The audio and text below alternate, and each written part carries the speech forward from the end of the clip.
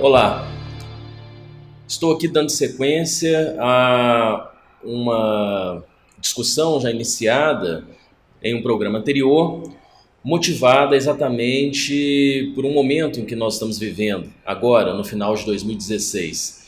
Momento em que nós estamos comemorando os 50 anos de lançamento dos Escritos, do livro chamado Escritos, dos Escritos de Jacques Lacan. E além, daquilo que já foi abordado no vídeo anterior, eu gostaria de, exatamente a partir de agora, abordar um pouco mais de alguns outros detalhes. Como, por exemplo, algo relacionado ao modo de se ler os escritos de Jacques Lacan. O próprio Lacan, em alguns textos, em algumas passagens que ele escreve, especialmente para o lançamento dos escritos, em 1966, ele próprio já nos indica a importância dele ser lido, de seus textos serem lidos, à luz do devir. Ou seja, por mais que nós possamos perceber que os textos que estão organizados nesta coletânea, eles tenham sido organizados numa linha temporal, ou seja, do mais antigo em relação ao mais... do mais antigo em direção ao mais próximo, O último texto ele é bem próximo, ele foi apresentado, escrito por Lacan, muito próximo de 1966, então há uma cronologia, com exceção de um único texto, que eu vou mencionar daqui a pouco. Em linhas gerais, nós temos uma cronologia que ordena a apresentação dos textos. Mas a cronologia é uma das vias possíveis de entrada nos escritos. Não é necessário que um leitor ele leia este texto, esse conjunto de textos, do primeiro texto em direção ao último texto. Muito pelo contrário.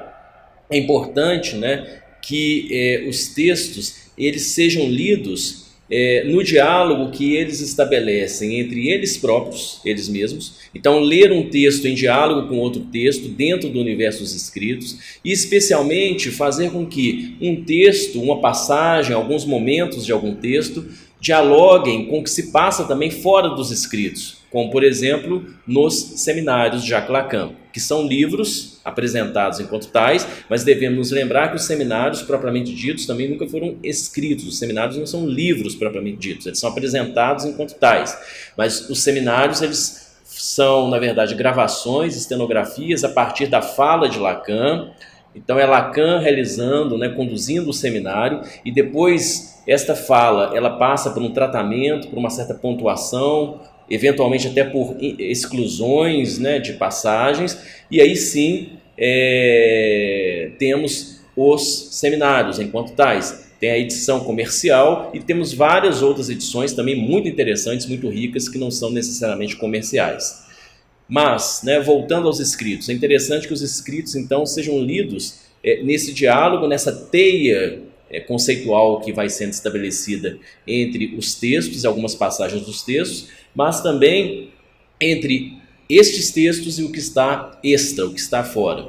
Como eu estava dizendo, os textos componentes dos escritos, eles são organizados numa linha temporal, com a exceção de um texto sobre a carta roubada, que é um conto de Edgar Allan Poe. Lacan escreve um texto no qual ele vai tratar a questão do significante, a nossa relação com a linguagem, com o significante, o que nos marca, a ambiguidade entre letra e carta, em francês, lettre, e o ser, estão postos aí, a carta, a letra, o ser, lettre. Então, com exceção deste texto, esse texto ele é o único que está extraído da linha cronológica, porque ele é o texto de abertura dos escritos, por assim dizer, apesar de não ser cronologicamente o texto mais inicial. Logo após a carta roubada, nós temos textos ali dos anos 40 em diante, e a carta roubada ela sai dessa ordem, provocando um interessante descentramento nessa lógica que seria, se não fosse por isso, ela seria puramente temporal. Então, a carta roubada, o texto de abertura, produz um descentramento, e este descentramento, me parece que ele é extremamente importante de ser considerado no tratamento que nós, enquanto leitores, podemos e devemos realizar acerca dos textos de Lacan, especialmente contidos nos escritos. Então, é uma leitura descentrada, uma leitura que extraia elementos de clareza, de clarificação, de problematização em vários textos, eventualmente em um texto, mas também em vários textos. E aí nós temos então um diálogo entre noções, um diálogo entre provocações que nos são lançadas por Jacques Lacan, né, através de sua escrita. Há nos escritos situações conceituais, passagens, expressões, construções que são, né, que surgem em vários momentos, então que vão se reiterando ao longo, né, da escrita, dos escritos, mas há também passagens muito interessantes que surgem somente uma única vez. Então, abordar cuidadosamente essas dimensões, né, aquelas passagens, aquelas fórmulas que estão ali sempre, né, retornando, mas também as outras passagens que surgem tal qual um lampejo e não mais aparecem, mas que são muito interessantes e muito ricas no que se refere à clarificação da prática analítica e as problematizações, né, com as quais nós nos deparamos nessa prática. Esse conjunto, então, de fórmulas, esse conjunto de axiomas, de passagens, lê-los e conjugá-los a partir de uma lógica descentrada, isto é bem interessante. Eu vou voltar um pouco mais a isto, não é? O que eu quero dizer é que o texto de Lacan, notemos isso bem, o texto de Lacan, ele comporta inúmeras possibilidades, é um texto muito aberto, é um texto repleto de equivocidades, de ambiguidades potentes. É um texto que, segundo Lacan, olhem só, ele próprio vai nos dizer, é um texto que não deixa ao leitor outra saída a não ser a sua entrada. Então, não há outra saída ao leitor que queira dialogar com Lacan, a não ser de fato entrar nesse texto, entrar nas dificuldades, encontrar caminhos, né, por entre esta coletânea de textos. E uma outra formulação de Lacan bem interessante. Lacan vai dizer que cada um coloque aí algo de seu. Então, é uma leitura em que você tem que se implicar nela, você tem que achar a sua entrada, não há outra saída a não ser achar a sua entrada, e você deve colocar algo aí de seu. Esse algo de seu, ou algo de si, não é necessariamente colocar alguma coisa narcísica no texto, muito pelo contrário. No primeiro programa eu abordei a dimensão do resto, a publicação enquanto resto. Colocar algo de si é exatamente depositar ali algo que diz respeito ao seu resto, aquilo que diz respeito ao que cai de você enquanto sujeito. Então, este si tem muito mais a ver com o resto, com o que cai, né, com aquilo que é perdido na medida em que você, enquanto sujeito, se produz, enquanto tal, do que necessariamente você narcisicamente se colocar no texto. Então, aquilo que diz respeito ao seu desejo, aquilo que te causa, é isto que há de ser colocado, depositado neste texto, porque é exatamente a partir daí que o texto de Lacan ele é construído. Pois bem, dito isto, nós podemos também nos perguntar, não é? E a leitura de Lacan hoje, a leitura de Lacan na atualidade, o que podemos pensar, o que podemos dizer sobre ela? Como eu estava argumentando, esta leitura ela comporta múltiplas possibilidades. Então ali você tem vários caminhos que não excluem que seja feita uma leitura e um diálogo rigorosos, né? Múltiplas possibilidades não exclui o rigor, né? Todavia, nós devemos compreender que múltiplas possibilidades, aí sim, ela nos distanciaria de uma leitura dogmática. Então, uma leitura rigorosa, uma leitura cuidadosa, ela não há de ser uma leitura dogmática. O texto de Lacan, se olharmos com cuidado, com atenção, sobretudo por aquele aspecto do descentramento que eu mencionei e a questão do resto, que é fundamental, né? A publicação não na perspectiva do ideal, mas na perspectiva do que cai, do que resta, ela exatamente, quando bem feita, ela tende a nos distanciar de uma leitura dogmática de Jacques Lacan, de uma concepção muito rígida, muito dogmática. Então temos aqui possibilidades, pluralidades e, como eu estava dizendo também, notemos para que possamos perceber bem essa dimensão da pluralidade. temos ali na coletânea noções que têm um estatuto conceitual, claro, noções que ainda estão ali numa espécie de um esboço de construção conceitual, estão, portanto, à espera de uma maior, de um maior aprimoramento, de um maior desenvolvimento, fórmulas reiteradas, fórmulas que voltam sempre, neologismos, é um texto carregado também de formulações que se veiculam por meio de neologismos, e, como eu disse, também fórmulas que vão surgir uma única vez. Então nós temos que compreender que nós temos ali como se fosse uma geologia conceitual bastante complexa, inúmeros estratos, inúmeras dimensões conceituais, fórmulas muito bem estabelecidas, como por exemplo o inconsciente estruturado com uma linguagem, mas há outras formulações, há outros esboços que estão ali meio que de maneira ensaística, à espera de serem desenvolvidos, e o que desenvolve essencialmente os conceitos na psicanálise é o quê? É a prática. É o nosso constante encontro, a nossa constante sustentação da prática que faz com que noções se adensem, se clarifiquem, ganhem contornos esses que podem ser remodelados, aperfeiçoados, aprimorados. Então, o texto de Lacan, nesse sentido, é um texto aberto, é um texto vivo, é um texto que, de fato, não deixa outra saída ao leitor, ao não ser entrar no texto e colocar ali algo de si. Bom, um aspecto também muito interessante, ao meu ver, valioso para se compreender a leitura de Lacan hoje, especialmente a leitura, o impacto, qual é a nossa relação atual com os escritos, algo que nos auxilia muito a localizar melhor esse conjunto de indagações é a questão do estilo. Eu já mencionei no programa anterior a importância do estilo, no momento que Lacan está produzindo os escritos, a importância de mostrar um estilo, fazer um estilo. E estilo, quando eu falo aqui em estilo, tendo muito mais relação com o estilos, aquele instrumento que sulca uma superfície, o estilete nosso da atualidade, e a própria marca que fica na superfície é também chamada de estilos, tanto o instrumento quanto a marca, o produto do instrumento.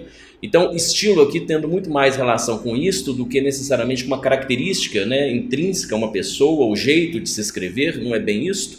Lacan tem o seu jeito, mas o que nos interessa, o que pelo menos me interessa lá, é a questão da marca, do estilo, o que ele faz com a letra, o que é sulcado por meio de seu ensino, por meio de sua escrita.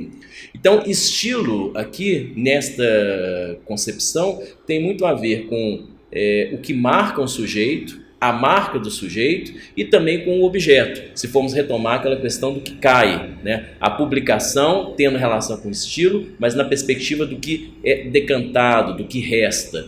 E em psicanálise, o que cai e o que resta é especialmente isto que nós chamamos de objeto. Desde Freud, quando ele vai nos salientar que o objeto que interessa ao desejo é eminentemente um objeto perdido, um objeto caído. Bom, por estilo, quando associamos o estilo também a essa dimensão do objeto, na medida em que o produto é a marca de alguma coisa que se decanta, alguma coisa que é depositada, alguma coisa que cai, o próprio Lacan, nos escritos, ele nos salienta que aqui o objeto ele há de ser pensado em uma dupla vertente. O objeto como aquilo que eclipsa, como aquilo que apaga o sujeito, é uma perspectiva até mais conhecida, mais comum, o sujeito se colocando enquanto objeto, então nesse sentido ele, naquele momento, naquela situação, a dimensão subjetiva se apaga, a dimensão subjetiva se eclipsa, é um certo apagamento, fading do sujeito, e ao mesmo tempo o objeto é aquilo que dá suporte à divisão subjetiva. Então essa segunda dimensão do objeto, ressaltada nos escritos, é também bem interessante. Pensar que o objeto não é somente aquilo que eclipsa, o objeto é aquilo que suporta, aquilo que dá sustentação. Então o estilo ou estilos é algo que de certa forma dá suporte a essa dimensão do objeto, da causa, portanto, também do desejo, a um texto. É por meio disto que a letra sustenta alguma coisa. Então nós podemos nos perguntar, na leitura dos escritos, o que se sustenta por aquelas letras. O que se sustenta na letra? O que se sustenta no estilo? Mais ainda, o que se transmite na medida em que é sustentado? O que se transmite por meio daquela escrita, que é a escrita de Jacques Lacan? Então são perguntas desta ordem que os escritos nos levam, a meu ver, a fazer, os escritos nos instigam a isto. Nesse sentido é que nós não devemos simplesmente tomar os escritos como um livro que é lido e ponto. Ali, a própria transmissão da psicanálise, a dimensão do sujeito, do objeto, da letra, do estilo, tudo isso está sendo ali posto e também tensionado, problematizado por meio da coletânea. E um outro ponto também que eu gostaria de ressaltar, este especialmente para mim é um dos mais instigantes, um dos mais ricos presentes nos escritos. A escrita de Lacan é, de certa forma, uma preparação para os matemas de Lacan. Os matemas, aquela álgebra, aquela apresentação da letra, pensar a estrutura, pensar o sujeito, pensar a experiência psicanalítica a partir de uma escrita e apostar na transmissão da experiência por meio da escrita, aquela escrita que parece inicialmente são fórmulas, são axiomas, ou seja, os matemas, palavra que vem aí também da matemática, matemas, os matemas lacanianos. Alguns já começam a surgir nos escritos, mas eu não diria bem que os escritos comportam já matemas prontos. O que eu quero dizer, me parece, é que a escrita de Lacan, especialmente a partir dos escritos, abre caminho no ensino de Lacan para a produção dos matemas. O que está em jogo nos matemas? Primeiramente, é importante considerarmos que está em jogo ali uma operação de redução. Matema, pensar a experiência a partir de matemas, é exatamente pensar aquilo que se reduz, aquilo que é redutível ao campo da experiência. Basicamente aqui, quando eu falo de redução, eu estou tentando mencionar uma passagem muito importante de Lacan, do Seminário 11, quando ele vai dizer que a psicanálise, ele sustenta a psicanálise enquanto praxis, e vai dizer que o que caracteriza fundamentalmente uma praxis é a sua possibilidade de tratar o real pelo simbólico. Me parece que essa formulação de Lacan ela é onipresente no seu ensino, por mais que possamos encontrar ali transformações, aprimoramentos conceituais em Lacan, mas esse fio condutor de compreender a psicanálise como uma prática que visa a tratar o real pelo simbólico, e daí, portanto, a operação de redução, os matemas nos possibilitam, nos instrumentalizam para tratar o real pelo simbólico. Então, o matema tem muito a ver com isso, com uma abordagem do real por uma via reducionista e por uma via minimalista. Se falamos em uma operação de redução, vale considerar também que está em jogo ali um minimalismo. Por isso que são poucos matemas, poucas fórmulas, são elementos zipados. É como se a experiência psicanalítica, vou usar um termo da nossa atualidade, a experiência ela estivesse zipada, concentrada, hiperconcentrada nos matemas. Por isso que os matemas eles devem ser lidos de maneira desdobrada, nós devemos descompactar, abrir os matemas, e os matemas também nos possibilitam leituras, óticas, perspectivas bem diversas. Então, voltemos a essa perspectiva, tratar o real pelo simbólico. Aqui eu estou lançando, obviamente, é uma hipótese, a ser pensada, examinada, experimentada, ou seja, degustada. A escrita de Lacan nos abriria caminho para os matemas, e o que está em jogo nos matemas é o tratamento do real pelo simbólico. Então, como que nós poderíamos pensar melhor isso? Eu gosto de fazer um paralelo, eu acho que é interessante o paralelo desse tratamento do real pelo simbólico, um paralelo com as pinturas rupestres. O que nós enxergamos na pintura rupestre? Ou seja, nas paredes, na rocha, na dureza, no granito interno, que compõe, aquela dureza que compõe uma caverna, a rocha. Nós, nas pinturas rupestres, nós temos o testemunho de uma escrita, de uma ranhura. Nós temos o traço, o sulco, o corte sobre a rocha, sobre essa dureza, que há de ser abordada, há de ser amolecida, há de ser tratada, há de ser sulcada. E olhem só, é muito importante ressaltar que as pinturas rupestres elas não são o tempo todo figurativas, né? Não é simplesmente a pintura, a representação de um antílope, de um animal, de uma caça, de uma ação feita fora da caverna. Então, a superfície interna de uma caverna, a rocha, ela se apresenta não simplesmente como uma cena figurativa do que se passaria fora da caverna. Há isso, né? Mas é interessante também considerarmos os traços abstratos que já foram encontrados nas cavernas, né? As pinturas rupestres elas não são só representacionais do externo, do que estaria fora. Há também ali traços, ali, né, ranhuras de uma ordem bem outra. É como se nós pudéssemos então pensar que a pintura rupestre ela é esse entroncamento, esse janus, essa janela entre o externo, por assim dizer, mas há ali também a marca do sujeito, né? Não simplesmente a representação de animais ou de um cotidiano realizado fora da caverna. Ali nós temos exatamente na pintura rupestre a denúncia de que esta distinção entre o dentro e o fora, ou sujeito-objeto, é uma distinção extremamente complexa e temos que pensar ali muito mais numa dobradiça do que em situações dicotômicas.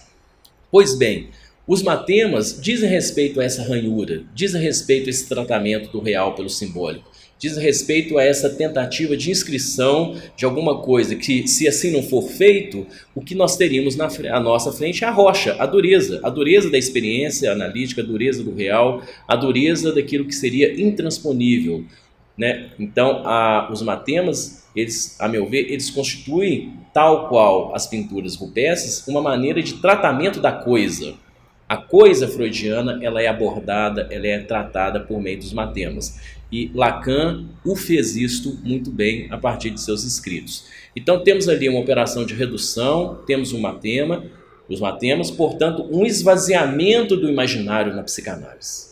Isso é muito importante, né, também. Considerar que por meio dos matemas, por meio da letra, por meio da escrita, nós encontramos elementos, caminhos possíveis para realizar um esvaziamento do imaginário, um esvaziamento do mito na psicanálise. Aliás, aqui essa tem uma relação de diferença e de diálogo entre Freud e Lacan. Enquanto que em Freud nós encontramos uma tendência ao mito, ao recurso imagético, à cena, à imagem, ao mito, à passagem, ao enredo mitológico, já em Lacan nós temos um certo esvaziamento disso e a chegada ao osso, né? Aquilo que é nevrálgico na relação entre sujeito inconsciente, entre sujeito e objeto. Vejamos isso, por exemplo, é uma situação, a meu ver, muito nítida. Olhem só, esta série de pinturas, na verdade são 11 litografias produzidas por Picasso. Picasso realiza essas litografias, essas 11 litografias em 1945, essa sequência se chama Búfalo, e olhem só que coisa interessante, né? Nós temos inicialmente então um búfalo representacional, pintado, figurativo, quase uma foto, né? A representação, né, do que estaria supostamente no mundo.